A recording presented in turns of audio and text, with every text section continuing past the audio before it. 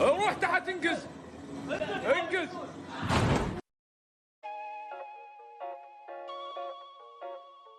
So if you own bHaptics and you haven't heard by now, they made a game.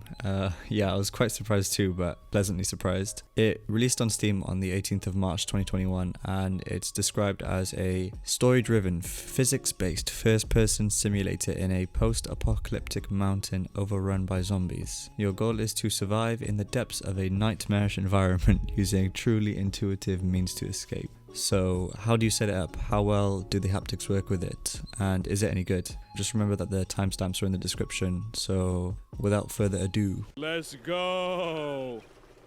Okay, so this is a natively supported game. I'm literally not going to waste any of your time here, so literally all you need to do is just connect to your haptic vest or arms or whatever else that you have through the bHaptics player, and then just launch the game and play, and that's literally it. I've done this before, so here's the rating system on screen. If you haven't seen it already, you can just pause it and read through it if you want. It's out of 5, and as you can see, for a game to be 5 out of 5, it basically needs to have native support, which this game does have since it's made by bHaptics. So yeah, easy 5 out of 5 here for the setup. You literally cannot mess this up. So, big surprise here, I'm sure, but since the game is made by bHaptics, it is pretty much pitch perfect in terms of integration. You would expect this, and it's here, which is great. I'll just list off some of these really quickly. So, wading through water relays a somewhat weak sensation near the bottom of the vest to give the impression of resistance, which is really nice. I have not seen this in any other game supporting bHaptics so far, and on top of this, it sort of switches between the bottom left and bottom right sides of the vest continuously, as if your right and left legs or left side and right side of your chest are trying to get through the thick swampy waters. Of course, shooting relays quick fading feedback each time you fire a pistol, for example. I did find that the intensity was a little weak here for the pistol in comparison to some of the other effects, but that's just a nitpick. You can also feel the bowstring tension when pulling back on a bow and arrow, which is nice. Also, hitting trees with a hatchet relays a pretty solid feedback in both the arms and the vest. Grabbing and storing items like meat, food or drink also relay their respective sensations, and it's not the same effect for eating meat, for example, as it is for having a drink. For storing the items in your backpack, the best way I can describe it is just to simply compare it to the Half-Life Alyx mod that also plays a sensation when you drop items behind your back and into your backpack. It's very similar to that. There are points in the game where you also have to build and construct things, which also relay haptics to both the arms and the left and right sides of the chest and the vest. Bear in mind, I am only playing with the vest and the arms, and I don't have the other accessories, so I don't know how they'll work within the game. Alex VR from bHaptics did a whole video going over the top 10 responses, so I'll link to that in the description, and I would recommend it because it's a really informative watch. I think by far the nicest thing or most satisfying thing in the whole game was stabbing zombies in the head, the knife getting stuck, and then pulling it out of their skulls. You can do this with hatchets too, and other melee weapons like pickaxes and stuff. I'm not gonna lie, this is so prime. This never got old throughout the whole game and was so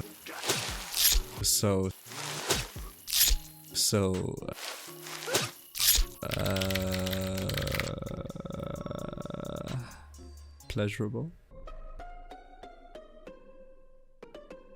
Basically, hitting enemies in any way, colliding with some objects, boomer zombies exploding, rain falling on your body, and essentially any other major or even minor action in the game has a reaction to every action. It's really good. There's honestly too much to list. You'll probably be impressed with the sheer number of haptic sensations that are present, though at times it can get a little bit overwhelming, I guess. This leads into the gameplay and integration review.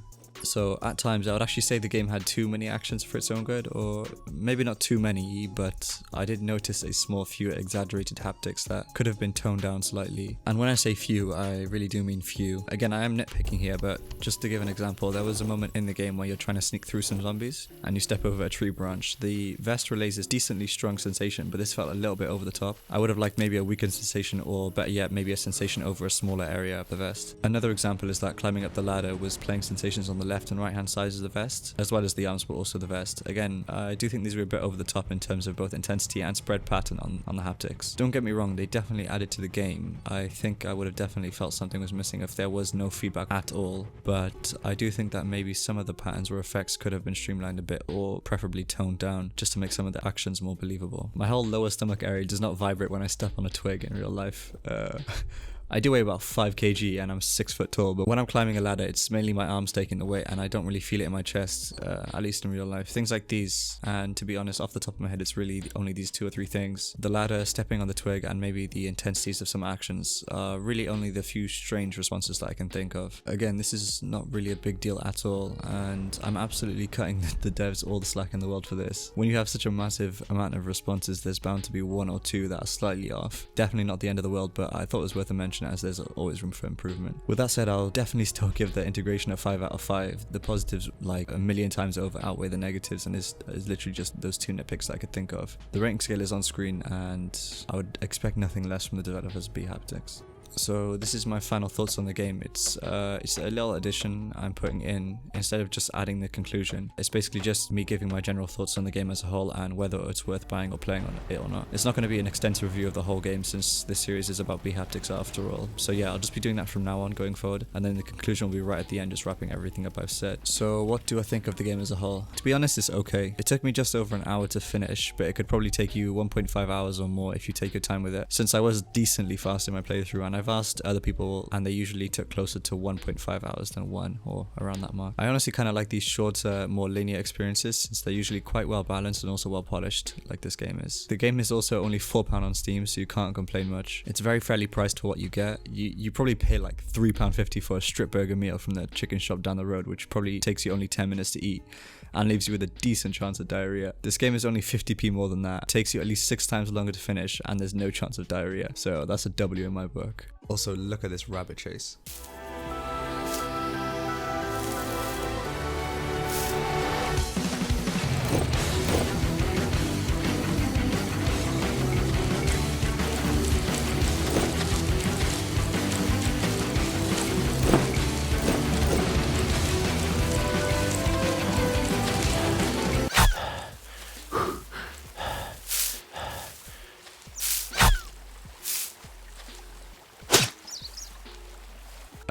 So anyway, the gameplay is decent, but definitely nothing mind-blowing. This is not the next Half-Life Alyx of VR, and it's not supposed to be, and that's fine. It wasn't trying to be that, so don't go into the game expecting that. It was made to show off the potential of bHaptics, and it does that really, really well. The other thing that I noticed very quickly is that the game takes very heavy inspiration from the Walking Dead Saints and Sinners. The weapons handle quite similarly.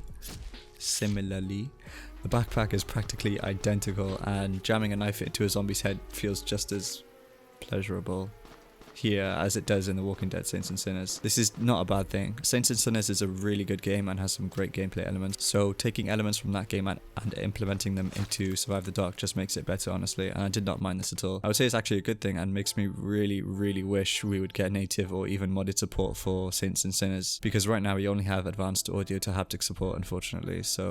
But honestly, just the act of stabbing zombies in the head and experiencing how incredible and powerful it feels really shows the potential of haptics in other games. Just in this case, that other game is Saints and Sinners. So anyway, adding up both sections from the setup and gameplay and integration and averaging them out gives a final score of 5 out of 5. So yeah, that's good. Overall, I did enjoy my time with this game. Oh, wait. I just remembered. Okay. I forgot to mention, oh my god, the performance almost gave me a seizure in some parts because of how low the frames were, honestly. So I'm running a AMD Ryzen 3800X and a 2070 Super with 16GB of RAM. My PC should definitely be able to run this completely fine in theory, but the performance was literally doo-doo, man, in some points. I dropped to like sub 45 FPS when explosions, fire, stuff falling around me, like trees falling down or cell towers and stuff like that. These parts is when the game ran like actual doo-doo. You can see on screen for yourself how low the frames were. At one point I was at 11 FPS.